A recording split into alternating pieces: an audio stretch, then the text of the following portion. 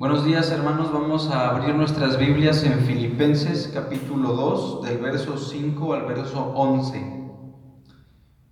Dice la Escritura de la siguiente manera: haya pues en vosotros este sentir que hubo también en Cristo Jesús, el cual, siendo en forma de Dios, no estimó el ser igual a Dios como cosa a que aferrarse, sino que se despojó a sí mismo, tomando forma de siervo, hecho semejante a los hombres, y estando en la condición de hombre, se humilló a sí mismo, haciéndose obediente hasta la muerte, y muerte de cruz.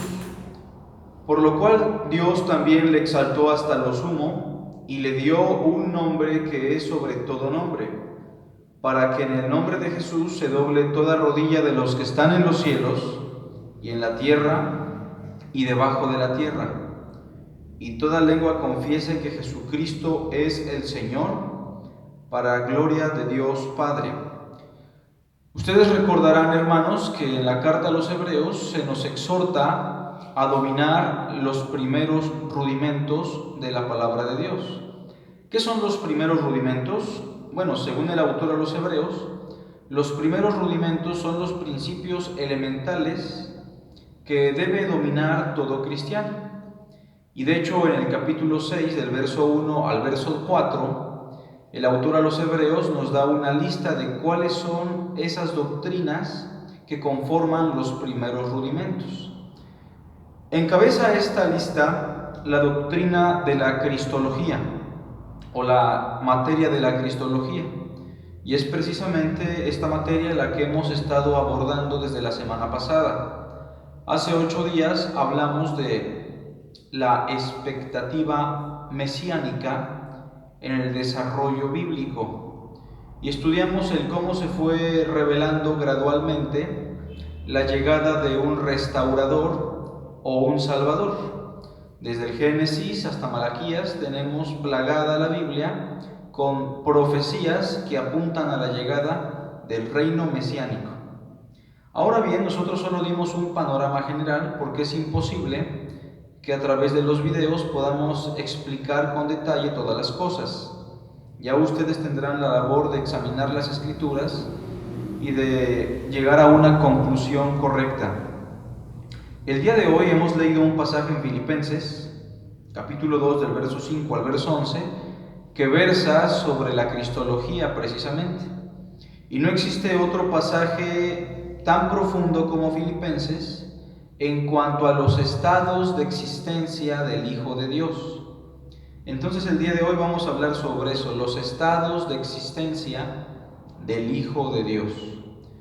Cuando hablamos de los estados de existencia, estamos diciendo que el Hijo de Dios, o el Verbo Divino, antes de venir al mundo, experimentó un estado de existencia muy distinto al que experimentó en este mundo. Y también, después de la resurrección, el Verbo Divino empezó a experimentar un estado muy distinto al primero y al segundo. De manera que en el relato bíblico se nos va a hablar de 3 estados de existencia. El primero es conocido como el estado preexistente, es decir, el Hijo de Dios existía antes de llegar al mundo. El Hijo de Dios ya tenía una relación con el Padre, ya tenía funciones divinas, ya era antes de que el mundo fuera hecho. El segundo estado es conocido como el estado de humillación y tiene su inicio con la encarnación del Hijo de Dios. El Verbo se hace carne. El Verbo se hace carne, habita entre nosotros y empieza a desarrollarse como un hombre común. A esta etapa se le conoce como el estado de humillación. Culmina con su muerte y entonces inicia una tercera etapa o un tercer estado al cual se le conoce como el estado de exaltación. En la resurrección de Cristo, el Verbo Divino inicia un experimento de existencia que tiene que ver con una exaltación y una prosperidad que apunta a su persona. Lo que Él logró en el estado de humillación rinde frutos en su resurrección Y entonces Jesús de Nazaret, en calidad de hombre, empieza a experimentar un estado de existencia que nunca antes había experimentado. Ahora bien, cuando nosotros entendemos esto de los estados de existencia del Hijo de Dios, obviamente esto no solamente se va a encontrar en Filipenses capítulo 2. En el Antiguo Testamento ya tenemos vestigios de los estados de existencia. Por ejemplo, si pensamos en el estado preexistente del Verbo Divino revelado en el Antiguo Testamento, pues me viene a la mente Miqueas capítulo 5 verso 2, en donde se da una profecía con respecto al Mesías. La profecía dice así: pero tú, Belén Efrata, pequeña para estar entre las familias de Judá, de ti me saldrá el que será Señor en Israel, y sus salidas son desde el principio, desde los días de la eternidad. Y ya con eso deja por sentado este pasaje en Miqueas capítulo 5 verso 2, que el Mesías o el Hijo de Dios tiene una existencia desde los días de la eternidad. Obviamente es un lenguaje figurado que se está usando para aludir a su eternidad.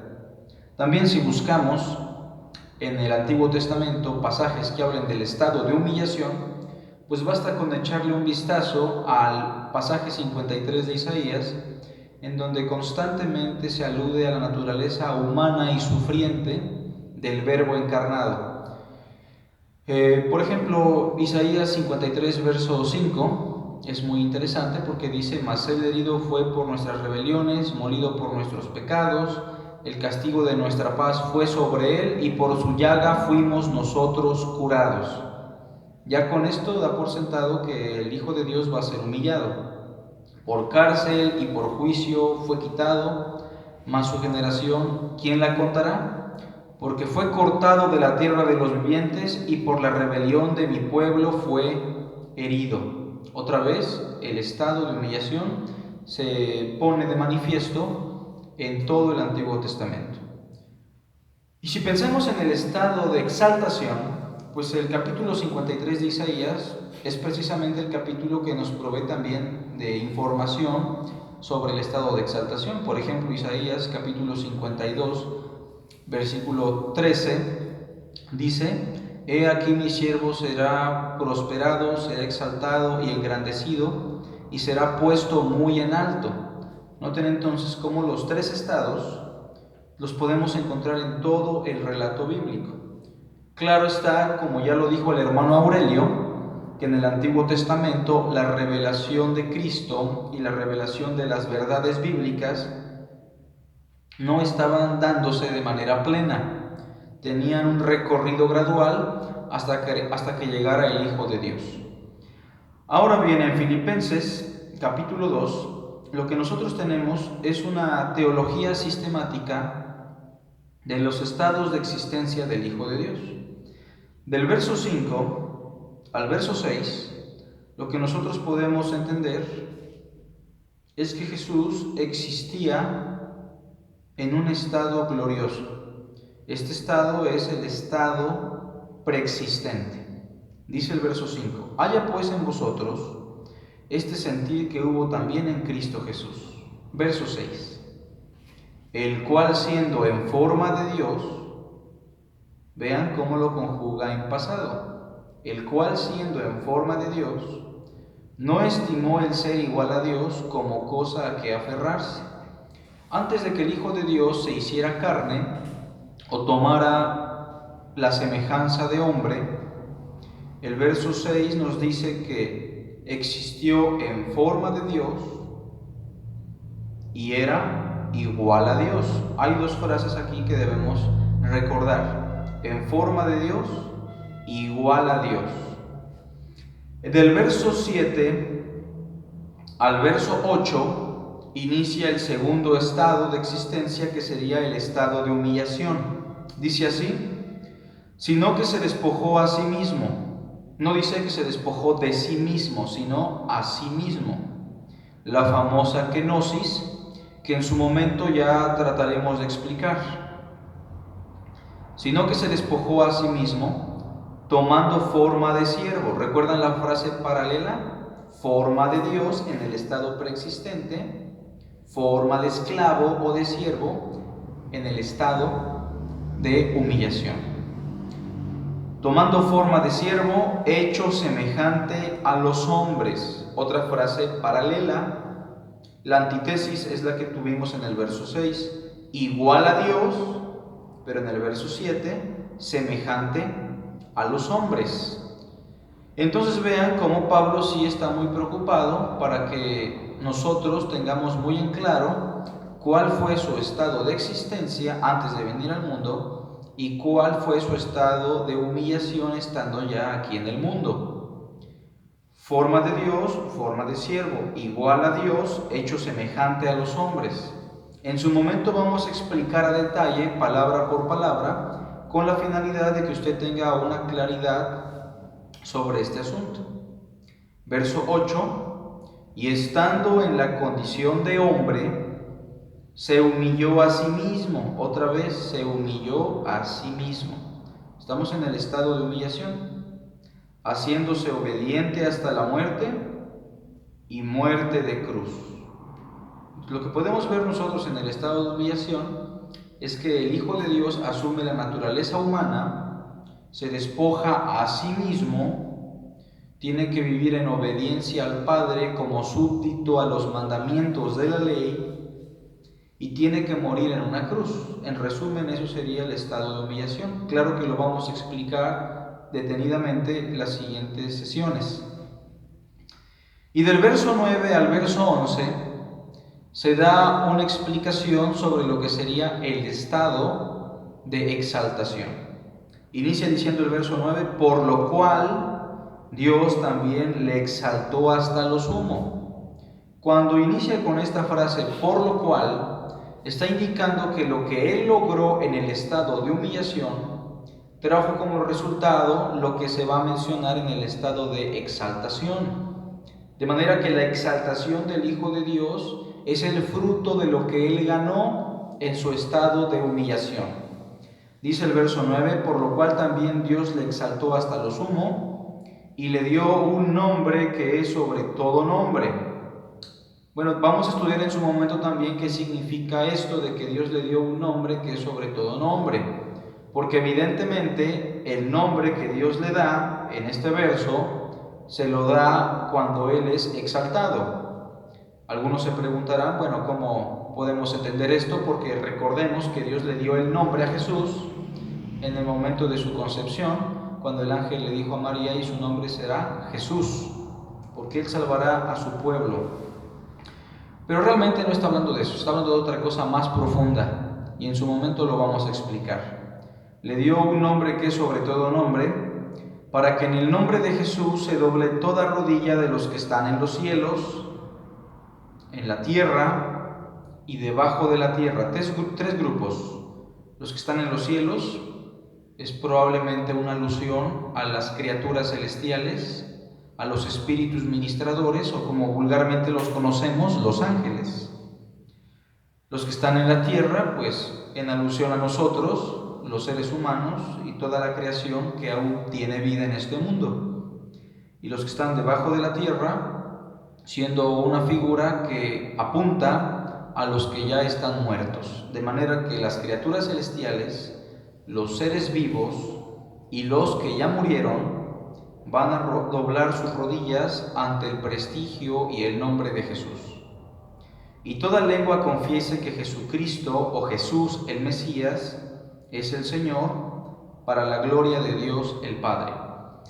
De manera que Filipenses capítulo 2 funge como el eje que nos ayuda a entender cuál es la existencia del Hijo de Dios en tres etapas. Recapitulemos: el estado preexistente, el estado de humillación y el estado de exaltación. Cuando nosotros vamos a los libros juaninos o a los escritos juaninos, vamos a encontrar precisamente a Jesús en tres estados. Y es en los escritos juaninos que a Jesús se le llama el Verbo Divino o el Logos de Dios. Y cada vez que se menciona a Jesús como el Verbo Divino, se menciona un estado de existencia. Por ejemplo, Juan 1.1 dice En el principio era el Verbo, y el Verbo era con Dios, y el Verbo era Dios. De manera que cuando se le llama Verbo a Jesús en Juan 1:1, está aludiendo a su estado preexistente. En el principio era el Verbo. El verbo era, o la acción era, es el verbo griego imi, que indica una existencia continua que está aludiendo a la eternidad del Hijo de Dios. La segunda vez que Juan le llama el Verbo es en Juan 1:14, y ya no habla de su estado preexistente, sino del estado de humillación. Aquel Verbo fue hecho carne y habitó entre nosotros. Y ya con esto se está entendiendo que el Verbo también experimentó una etapa de humillación. Y la tercera ocasión que Juan menciona al Verbo es en Apocalipsis, capítulo 19, versículo 13. En la visión de su segunda venida, dice lo siguiente: estaba vestido de una ropa teñida en sangre, y su nombre es el Verbo de Dios. Y ya con esto yo quisiera nada más, hermanos, que como a manera de introducción, ustedes recuerden que el Hijo de Dios experimentó tres estados de existencia. El estado preexistente, en forma de Dios, igual a Dios. El estado de humillación, en forma de siervo, hecho semejante a los hombres. Y el estado de exaltación. Cristo recibe un nombre que es sobre todo nombre. Esto es lo único que vamos a analizar el día de hoy. Dentro de 8 días vamos a iniciar con el estado preexistente. Que Dios les bendiga, hermanos, y que tengan buen fin de semana. Saludos a todos.